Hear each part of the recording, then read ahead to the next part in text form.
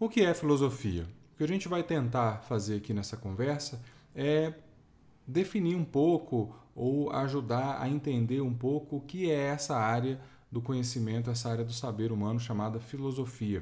E a gente vai principalmente seguir o seguinte caminho, que é mostrar o que a filosofia não é, as diferenças que a filosofia tem com relação a outras áreas, a outras maneiras que nós temos de conhecer a realidade, de responder às nossas dúvidas, de entender o que está acontecendo. Lembrando que essa diferenciação que a gente vai fazer não tem como pretensão dizer que a filosofia é melhor ou pior que alguma dessas outras áreas, mas só comparar para ver as diferenças e saber que em certos casos faz mais sentido usar como referência uma dessas áreas, em outros casos não, que elas têm espaços e funções diferentes nas vidas das pessoas. E com isso, trazer um pouco, talvez, de clareza sobre o que é essa área chamada filosofia. A primeira comparação que a gente vai fazer, então, é com o campo da religião. A religião, ela existe em diversas expressões no mundo inteiro, ocidental e oriental, e existem alguns pontos em comum. Lógico, existem também diferenças entre as religiões, mas elas têm elementos parecidos. E talvez o principal elemento em comum entre todas as religiões é o fato dela trabalhar com acreditar. Você acredita em alguma coisa, você tem fé, você tem crença, não precisa ter uma explicação racional, não precisa ver aquilo com os próprios olhos, ter uma confirmação concreta e sensível, é um sentimento de crença. Então a religião vai operar, vai trabalhar principalmente a partir desse sentimento, para explicar a origem do planeta, das coisas que existem aqui, dos animais, do ser humano mesmo, para explicar o que é correto, o que não é correto fazer, o que vai acontecer com a gente no futuro. Então a religião vai principalmente trabalhar com o acreditar para nos responder essas questões. E aí são diversos meios, diversas ferramentas. O sentimento de fé é um deles. Isso se expressa em dogmas, em doutrinas, em princípios religiosos.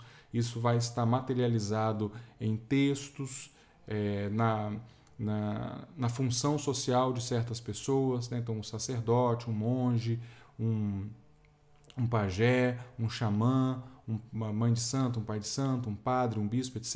São pessoas que têm papéis específicos dentro de cada uma das religiões, e isso pode ser registrado também em textos. A experiência religiosa pode ser vivida em templos, pode ser vivida em lugares na natureza que são considerados lugares sagrados. A religião trabalha muito com essa distinção do que é natural e o que é sobrenatural, o que é profano, cotidiano e o que é sagrado. E pode se materializar também em forma de relíquias, de objetos que carregam toda essa simbologia, todo esse poder do sagrado para diferentes religiões. E a filosofia não funciona desse jeito, ela não trabalha com essas mesmas ferramentas, nem usa exatamente essas mesmas coisas para entender e responder questões sobre a nossa vida. Outra área que nos ajuda a existir, a entender o que está acontecendo, a nos situar, é o senso comum. E o senso comum ele vai operar, vai trabalhar principalmente com o achar. Eu acho, eu tenho impressão, eu tenho uma certeza aqui, minha, ou do grupo ao qual eu pertenço, que é isso que eu devo fazer, que é isso que eu preciso realizar para ser feliz ou para atingir determinado objetivo. E o senso comum está ligado principalmente a opiniões, a pontos de vista particulares, que podem ser pontos de vista tanto de indivíduos, mas são principalmente pontos de vista de grupos, de pessoas que compartilham certas características, certas visões de mundo. E o senso comum vai estar perpassado por costumes, hábitos, tradições, jeitos de ser, visões de mundo que vão variar de país para país, às vezes até de família para família, o que os grupos acham que é certo, o que acham que é errado, mais adequada de se comportar, os pensamentos que são autorizados, os pensamentos que não são autorizados. Então, os costumes, hábitos e tradições nos revelam muito sobre o senso comum de um grupo, seja um país, uma aldeia, uma população, uma casa, uma família. E isso pode ser visto, né, tanto nesses sinais que já foram citados, do hábito, do costume, mas também podem ser vistos nos produtos da mídia, né? Filmes, livros, eles também trazem para nós hábitos, costumes e tradições de uma época, da nossa própria época ou de um período anterior, de outros países. Peças de propaganda trabalham muito com o senso comum, né? Porque essas peças publicitárias precisam se comunicar com as pessoas de uma maneira eficiente, então é preciso levar em conta os valores, a visão de mundo de certos grupos, e a filosofia também não é senso comum. Outra maneira, a última maneira que a gente vai usar aqui para fazer essa comparação, outra maneira de responder às nossas perguntas, de entender o mundo, entender a realidade, entender a gente mesmo, é a ciência. E a ciência, ela vai buscar explicar, compreender racionalmente a realidade, prever também como essa realidade pode se comportar. Então, a ciência trabalha mais no âmbito da racionalidade, de uma pretensão à objetividade, né, de ser capaz de explicar e de entender a realidade, independente de quem faz a pesquisa, independente de quem está ali produzindo conhecimento. Esse conhecimento vai valer para todas as pessoas, vai valer em todas as épocas, né, uma pretensão de um conhecimento que seja universal, que seja objetivo, que não seja relativo, né, um conhecimento que tem uma pretensão de ser verdadeiro. E a ciência vai trabalhar com experimentos, né, experimentos de laboratório, observações de campo, entrevistas, aplicação de questionário, as mais diversas formas de observação, grupo de controle, observação da vida animal, uso de microscópios, telescópios, outras tecnologias para criar hipóteses, né, respostas provisórias que podem se confirmar e aí vão virar teorias, etc, etc. Então a ciência trabalha nessa esfera de um método, né, um método próprio, um método científico, e a filosofia também não é isso. Apesar de várias ciências terem surgido, terem começado no âmbito da filosofia, principalmente no passado, né, quando a filosofia abarcava todas ou muitas maneiras, principalmente no Ocidente, de conhecer a realidade, depois essas ciências vão se especializando e elas também se separam aí do âmbito da filosofia. O que vai ser a filosofia, então? Se ela não se ela não trabalha com crença, não trabalha com opinião, nem é uma ciência, né, dentro da área das ciências e do método científico. A filosofia, então, ela vai filosofar, mas isso também não nos responde, né? Dizer que a filosofia filosofa é chover no molhado. E talvez seja interessante usar outra expressão, outra palavra. E existem várias para definir filosofia. A filosofia, literalmente, né, ela vem de etimologicamente, ela vem de duas palavras em grego, filia e sofia, que significam, respectivamente, um desejo, um amor e sabedoria. Então, é amar, desejar a sabedoria, pensando isso especialmente com o sentido de desejar e amar algo que você não tem. Então, a filosofia não é ainda a sabedoria. O filósofo, a filósofa não são sábios ou sábias. Eles não sabem ainda, eles desejam, buscam. É uma busca pelo conhecimento. Então, uma palavra que eu acho que pode nos ajudar a entender o que é filosofia é a problematização. Se na religião eu acredito, no senso comum eu acho e na ciência eu explico, na filosofia eu problematizo. Eu vejo a realidade, eu vejo as questões, eu vejo as situações com esse olhar problematizador. Transforma aquilo em perguntas, transforma aquilo em investigações, transforma aquilo em questões. A filosofia trabalha, então, principalmente com a dúvida, com o perguntar, com o questionar, com o refletir. Principais ferramentas, o próprio pensamento, e esse pensamento ele pode estar registrado dentro de uma história da filosofia, né, em que pensadoras e pensadores escreveram, registraram sua maneira de pensar em outras épocas, e a gente pode pensar e dialogar com essas pessoas que muitas vezes nem estão vivas mais, né, mas registraram o seu pensamento, ele faz parte da história da filosofia. O nosso jeito de pensar, né, nossos raciocínios e perguntas, então a filosofia vai trabalhar principalmente com essas ferramentas e vai pensar sobre o quê? A filosofia vai pensar sobre tudo que foi importante para a gente. Então a filosofia vai pensar sobre a religião, a filosofia vai pensar sobre a vida em sociedade, o senso comum, a filosofia vai pensar sobre a ciência, a filosofia vai pensar sobre a própria filosofia e uma série de outros temas que também são interessantes, que também são importantes para o ser humano, tais como as próprias relações econômicas, arte, beleza, política, as relações sociais, o próprio pensamento, a história, a filosofia da história, por exemplo, a ética, moral, o próprio ser humano, né? Quem somos nós, o que nos constitui como seres humanos, a educação, o processo de formação e tantas outras coisas, né? Filosofia da mente, filosofia da linguagem, filosofia da matemática, assim por diante. Tudo que for interessante, tudo que for importante para o ser humano vai ser objeto de investigação da filosofia. Como ela faz isso, né? Para que fazer filosofia? Por que fazer filosofia? É algo que a gente pode tentar responder também. Como se faz filosofia? Né? Quando a gente está falando sobre como, a gente está falando de método, né? Jeito de fazer. E existe jeito de fazer tudo. Né? Métodos mais adequados para escovar dente, para plantar alface, tem, né? Fazer bolo, tem método para praticamente tudo que a gente faz. É possível elaborar um jeito mais adequado ou mais específico. Então, a biologia vai ter métodos específicos diferentes dos métodos específicos da física ou da astronomia, assim por diante. Então, essa pergunta de como se faz a filosofia é uma pergunta sobre o método, especificamente o método filosófico. A gente está falando de uma área do conhecimento que tem aí 25 séculos de existência, se a gente for considerar, né, a filosofia ocidental.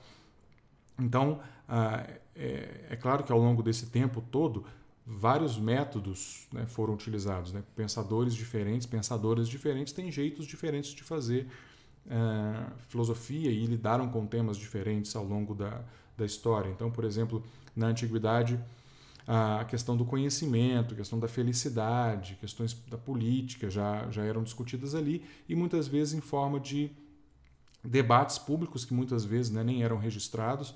Muitos textos, quando eram registrados dessa época, se perderam. Então tem autores que a gente tem aí pedaços de obras deles. Outros pensadores nem escreviam. Então o que a gente tem é o relato e o registro dos seus discípulos, né, dos seus alunos, e que, né, relataram para a posteridade o que foi discutido ali. Na Idade Média, também a filosofia foi feita, principalmente, né, dentro do campo dos domínios culturais da Igreja Católica, então feita dentro de mosteiros, das universidades, tentando investigar questões muito, muito conectadas com a teologia. Então a religião e a filosofia ficaram bem emaranhadas nesse período. A modernidade vê surgimento de novas tecnologias, novas visões de mundo. Então outras perguntas também vão surgir com relação à política, com relação à ética nesse período.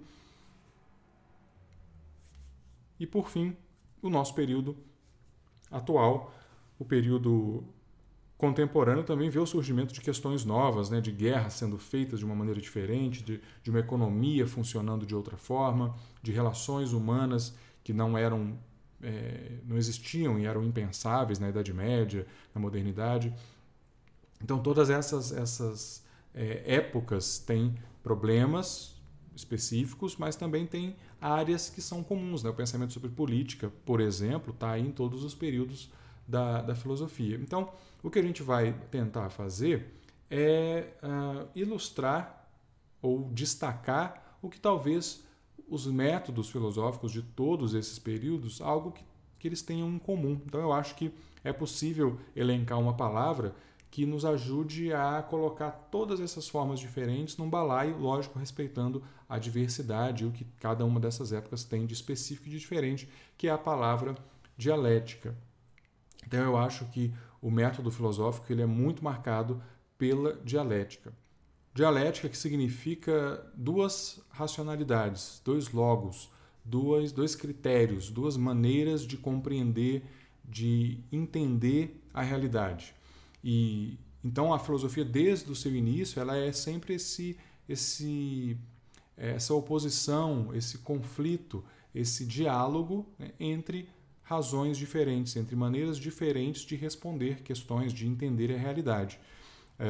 Existe uma razão A, né, um argumento, uma tese que afirma alguma coisa, e temos uma razão não A, uma outra maneira de enxergar aquilo, uma outra forma que se contrapõe à razão que estava estabelecida ou defendida por outra pessoa.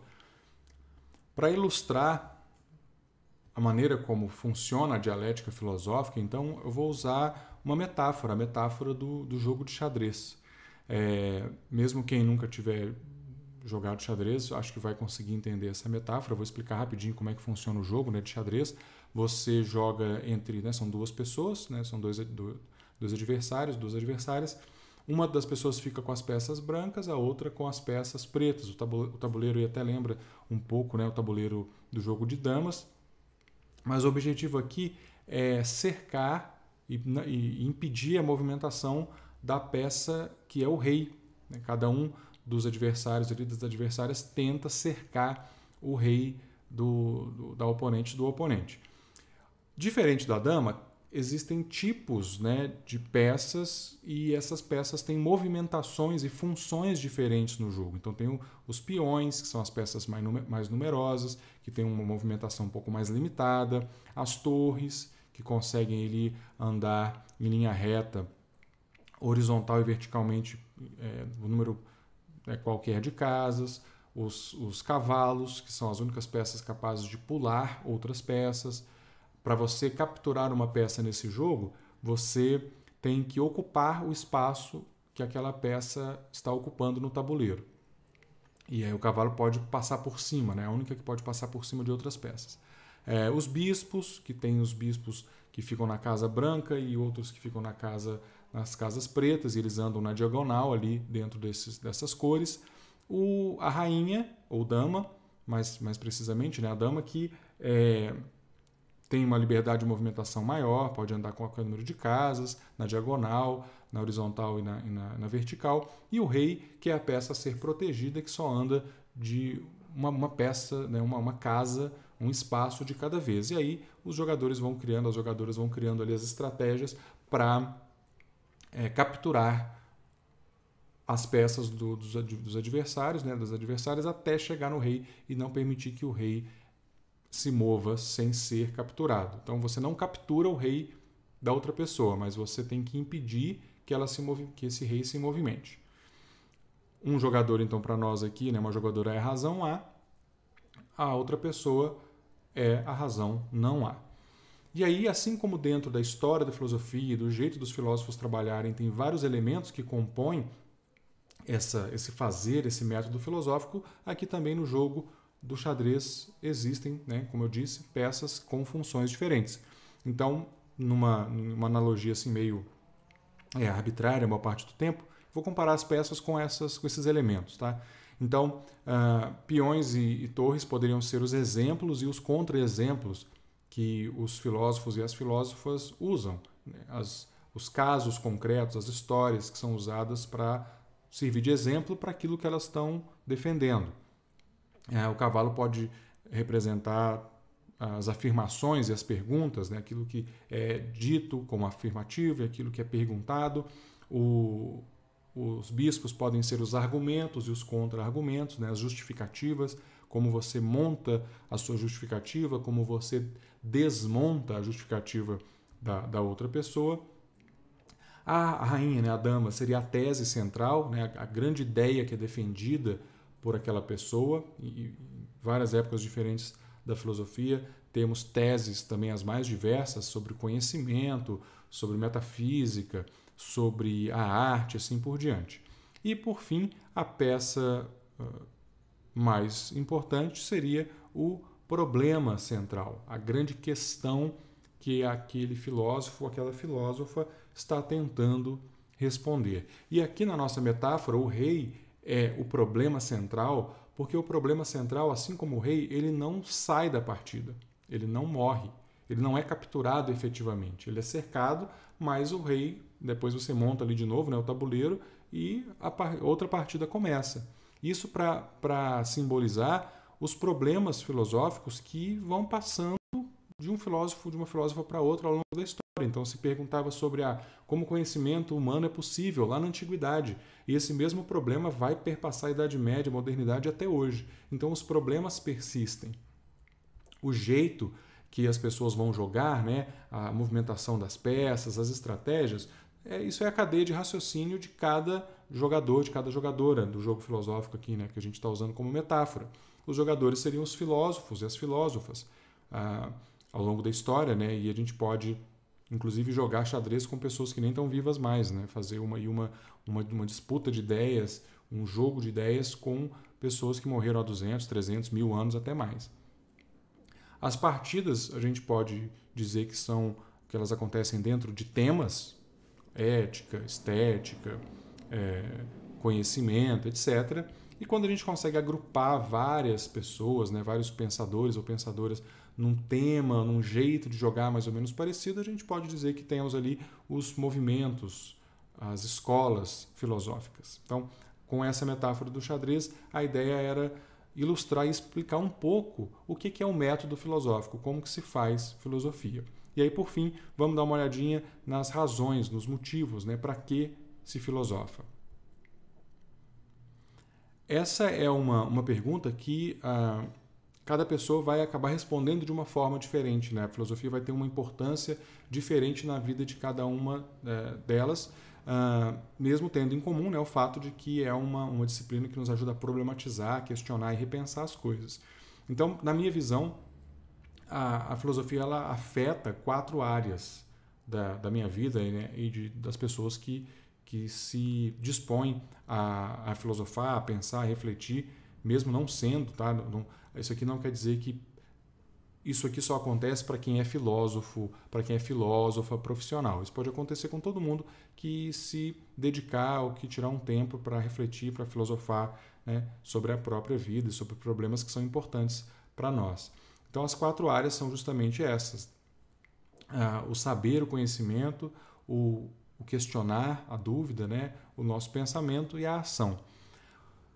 A filosofia pode nos ajudar a dar mais profundidade, aumentar a compreensão e o elemento crítico do nosso saber, né? Os limites, até onde nosso conhecimento pode ir, situar esse conhecimento. No campo do questionamento, a gente vai exercitar o perguntar, então as nossas dúvidas vão ficar cada vez mais precisas e mais úteis para nós, né? E também a gente vai desenvolver e exercitar uma capacidade de ruptura com ideias que já estão estabelecidas, mas que são questionáveis, e se a gente pode questionar, a gente pode pensar outra coisa, e pensar cada vez com mais clareza, com mais autonomia, pensar, né, com a própria cabeça, com mais coerência, e no campo da ação, rever as nossas atitudes, rever as ações de outras pessoas também, recriar e mudar.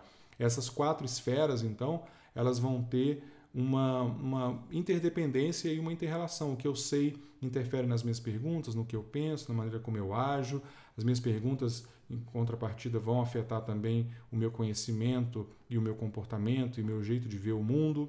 Meu pensamento também vai afetar as outras 3 esferas e a maneira como eu me comporto também vai ter uma influência nessas outras áreas, e eu acho que a filosofia pode nos ajudar a fazer essa dinâmica e essa movimentação de uma maneira interessante, que nos permita rever, transformar, entender melhor, fazer perguntas melhores e, eventualmente, romper com formas de pensar e de agir que nós não achamos que sejam legítimas ou que sejam interessantes ou que não nos façam bem.